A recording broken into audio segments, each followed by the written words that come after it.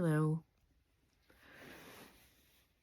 I wanted to kind of circle back in this video as to why I'm here and what the purpose of me doing this is. Um, First and foremost, I am here because my son, my youngest son, Jesse Johansmeyer, was run over and left to die. Nobody called 911 for minimally 45 minutes, and there were multiple people around, youth around at the time. And it was the ultimate worst day of my life, worst night into day of my life. And it was some time before I started doing this, but it was also some time before I or we, Jesse's family, friends, could even speak publicly or say anything. So part of that, we felt, and I felt especially, that Jesse as a victim and we as victims were silenced. And that added to our frustration and anger and grief and trauma, all of that. So why I started doing this is because I wanted to help to share with others my experience, but also to let others know what someone who goes through what I experienced, what our family experienced, what that really feels like, and how you can try to find ways, find people to try to support you as you find your way in how to carry the weight of it all. And I know that people talk about healing, and maybe there is a small fraction of it that's healing, but to me, it's not so much about healing. It's about learning to carry this weight, because especially as a parent, as a mother, the pain never goes away. And it could be any moment, any day, any memory, any movie, any song that really just opens that wound back up all the way.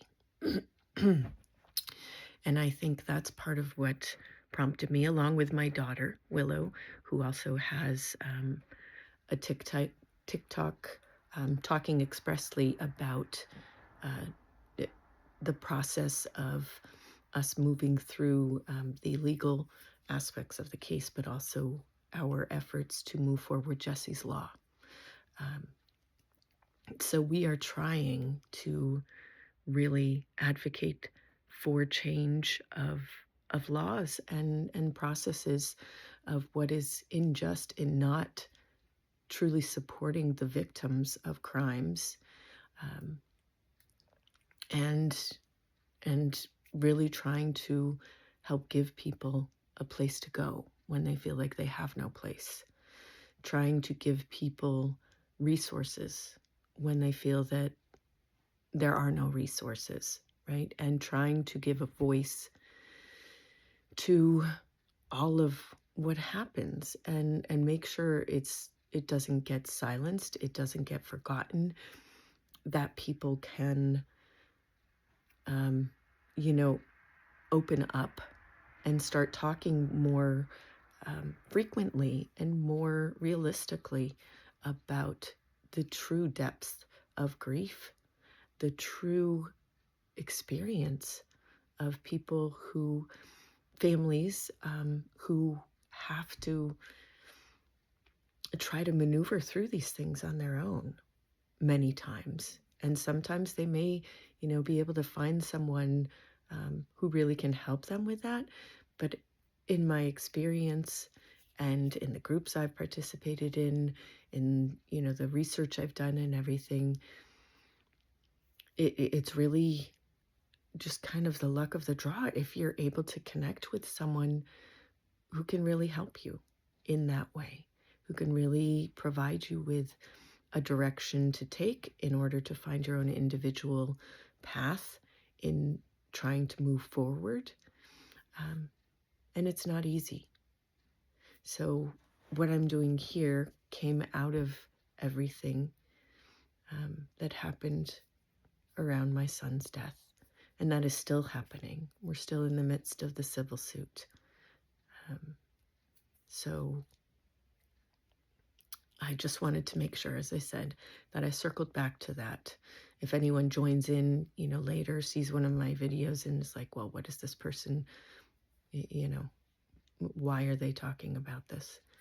It comes from the fact that my son was killed. He was run over, left to die.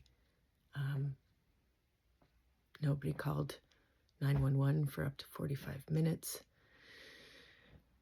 And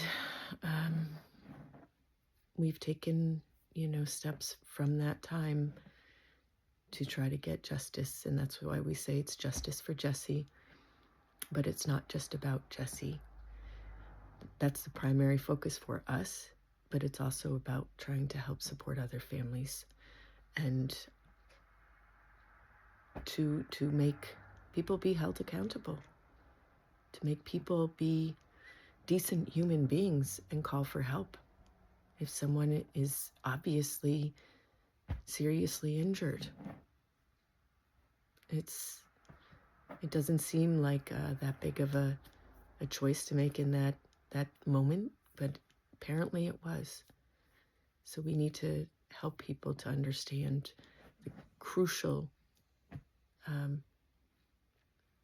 the crucial movements and actions they can take in potentially saving someone's life.